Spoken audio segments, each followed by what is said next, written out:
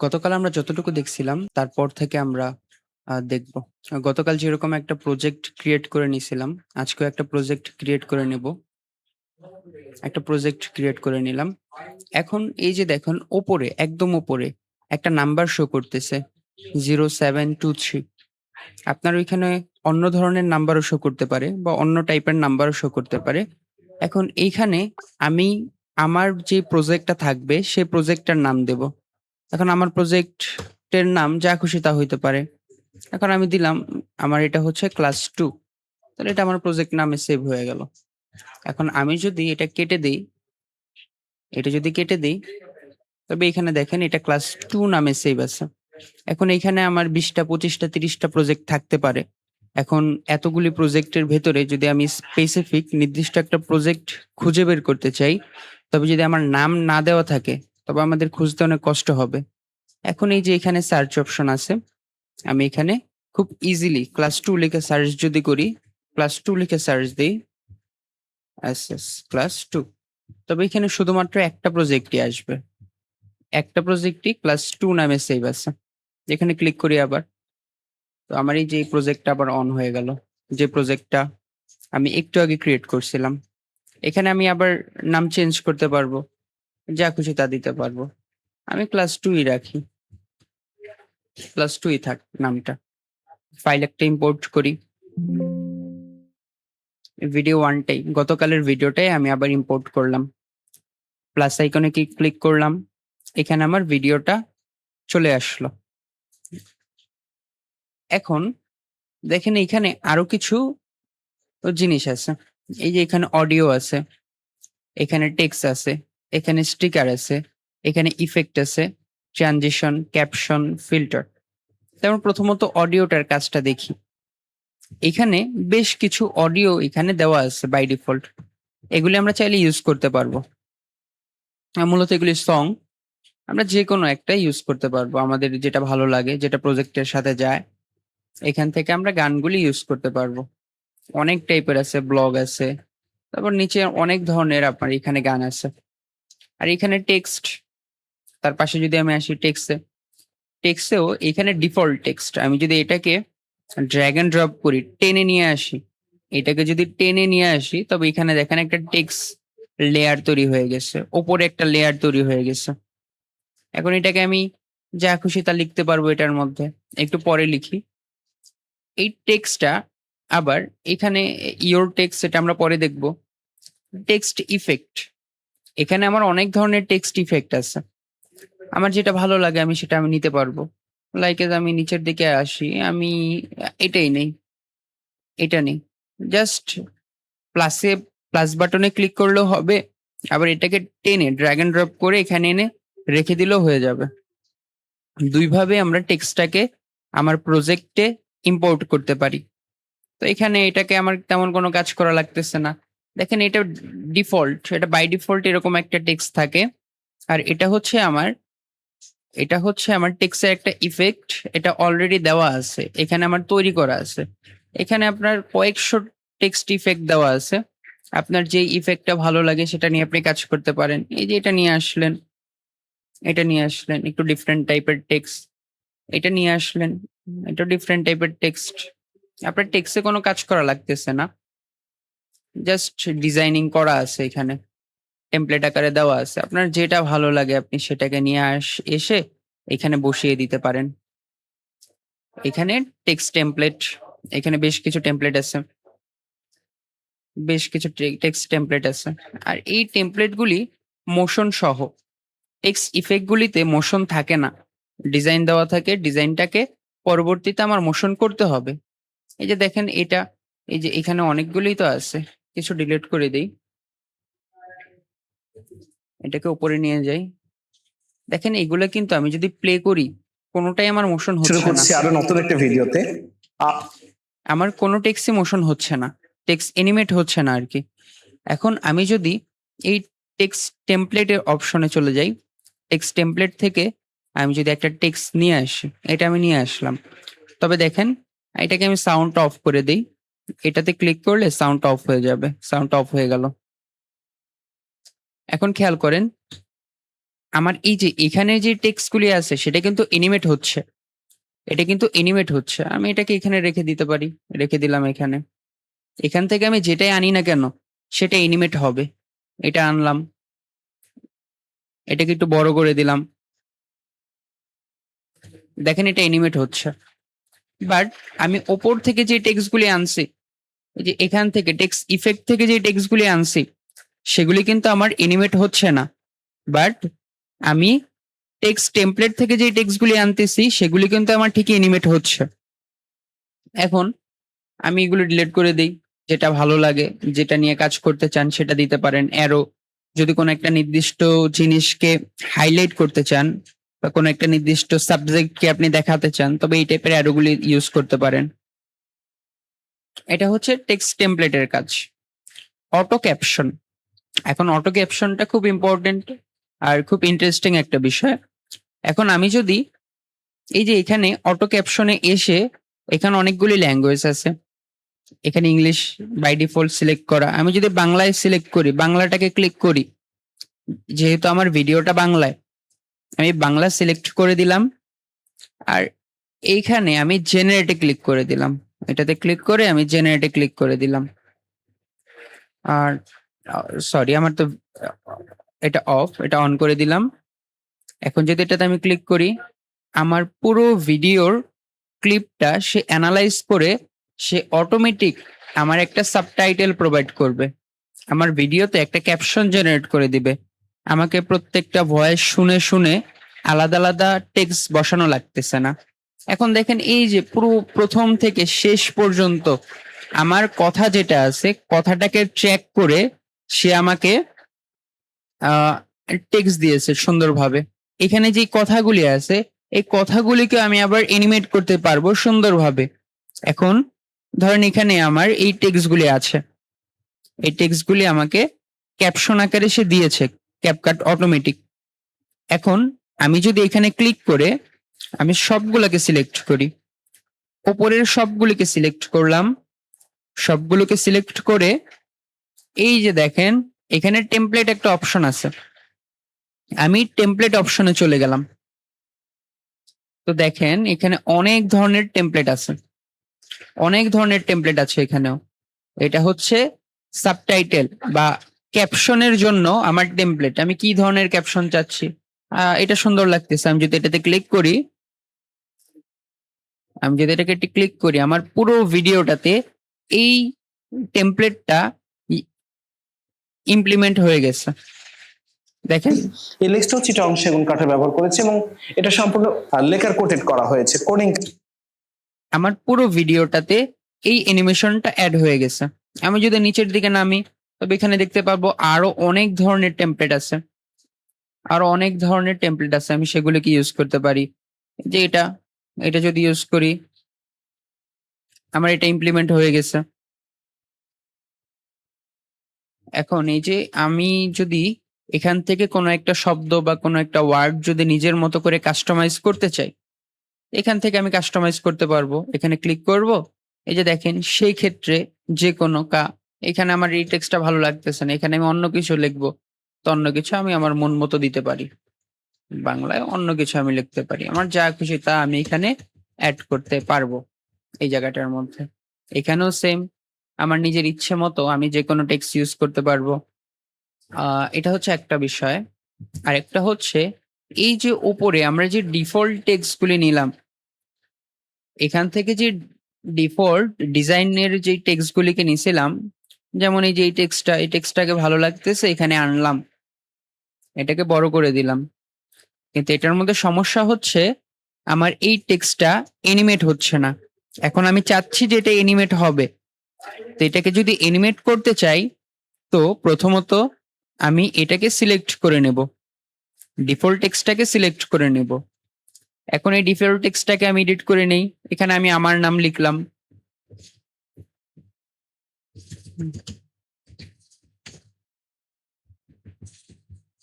এখানে আমি আমার নামটা লিখলাম, এটা নিচের দিকে নিয়ে আসলাম। এখন আমার সমস্যাটা ছিল যে আমার এই টেক্সটটা এনিমেট হচ্ছিল না বা এনিমেট হচ্ছে না। এখন আমি চাচ্ছি যে আমার টেক্সটটা এনিমেট হোক। এখন আমি যদি এটাকে এনিমেট করতে চাই, তবে এইখানে দেখেন অ্যানিমেশন নামক একটা আলাদা একটা প্যানেল আছে। আমি এই অ্যানিমেশন প্যানেলের মধ্যে চলে গেলাম। এখানে অনেক ধরনের অ্যানিমেশন আছে, অনেক ধরনের। আমার যেটা ভালো লাগবে আমি সেটা এখানে ইউজ করব। আমার এটা ভালো লাগতেছে, এটা যদি অ্যাড করি, তবে দেখেন এটা এখানে এই অ্যানিমেশনটা অ্যাড হয়ে গেছে, নিচ থেকে উপরের দিকে আসলো। আমার এটা ভালো লাগতেছে না, আমি নিচের থেকে অন্য একটা নিব, আমি এটা নিলাম, এটা এটা ইমপ্লিমেন্ট হয়ে গেছে এখানে। আবার যদি নিচের দিকে নামি, আমার এটা ভালো লাগতেছে, এটাকে আমি এখানে ইউজ করতে যাচ্ছি, জাস্ট এখানে ক্লিক করব, এটা ইউজ হয়ে গেছে। এখন সমস্যাটা হচ্ছে যে আমি চাচ্ছি যে আমার এই অ্যানিমেশনটা আরেকটু বড় হবে, আরেকটু লং টাইম চলবে। তো এটার জন্য এইখানে নিচে দেখতে পাচ্ছেন যে ডিউরেশন নামক একটা পার্ট আছে, ডিউরেশন নামক একটা অপশন আছে। আমি যদি ডিউরেশনটাকে বাড়িয়ে দেই, তবে দেখবেন যে আমার এখানে একটা লাইন দেখা যাচ্ছে, এই লাইনটাও বাড়ছে, আমার অ্যানিমেশনটা একটু লং টাইম আছে। এই যে আমি যদি ক্লিক করলাম, এখন আরো বেশি সময় আছে। এখানে দেখেন আরেকটা জিনিস, এখানে ইন আছে আর এখানে আউট আছে, ইন আর আউট। তো ইন আর আউট মানে বুঝতেছেন, এটা সামনের দিকের অ্যানিমেশন, আর আউট যদি হয় এটা হবে পেছনের দিকের অ্যানিমেশন। আমি যদি পেছনের দিকে এই অ্যানিমেশনটা রাখি, পেছনের দিকে,